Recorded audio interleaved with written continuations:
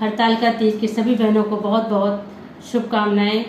हमारी जितनी भी बहनें हैं सदा सुहागन रहें, सुखी रहें, उनकी गोदियाँ हरी भरी रहें, हम ईश्वर से यही प्रार्थना करते हैं। तो चलिए आप लोग के लिए एक बहुत ही सुंदर सा गीत लाई हूँ।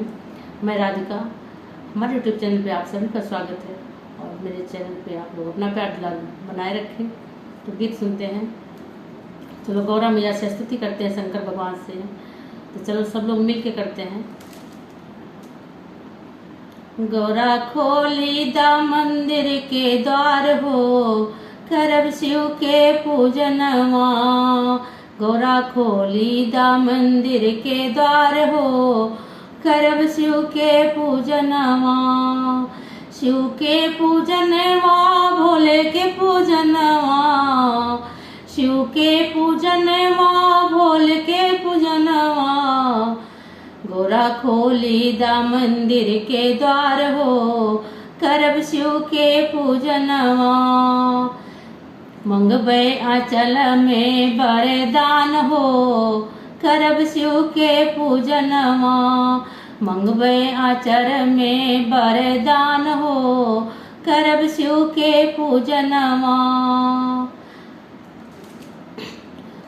मांगी के सिंदूरा, भोले जी से मंगबै। मांगे के सिंदूरा, भोले जी से मंगबै। माथे के बिंदिया, भोले जी से मंगबै। मंगबै चुनरिया लाल हो, करब शिव के पूजनवा। मंगबै चुनरिया लाल हो, करब शिव के पूजनवा। गौरा खोली दा मंदिर के द्वार हो, करब शिव के पूजनवा। चूड़िया भी मांगब, कंगन भी मांगब। चूड़िया भी मांगब, कंगन भी मांगब। मंगबै मेहंदिया लाल हो, करब शिव के पूजनवा।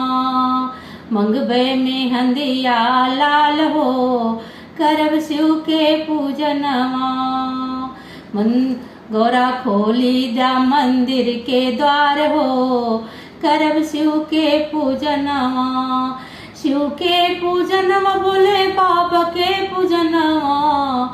शिव के पूजनवा, बोले बाबा के पूजनवा।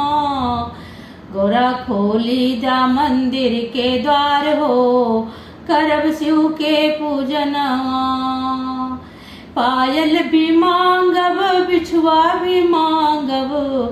पायल भी मांगब, बिछुआ भी मांगब। मंगबै महावर लाल हो, करब शिव के पूजनवा। मंगबै महावर लाल हो, करब शिव के पूजनवा। शिव के पूजनवा, बोले बाबा के पूजनवा। शिव के पूजनवा, बोले बाबा के पूजनवा। गौरा खोली दा मंदिर के द्वार हो, करब शिव के पूजनवा। तो ये गीत आप लोगों को कैसे लगा प्लीज कमेंट बॉक्स में जरूर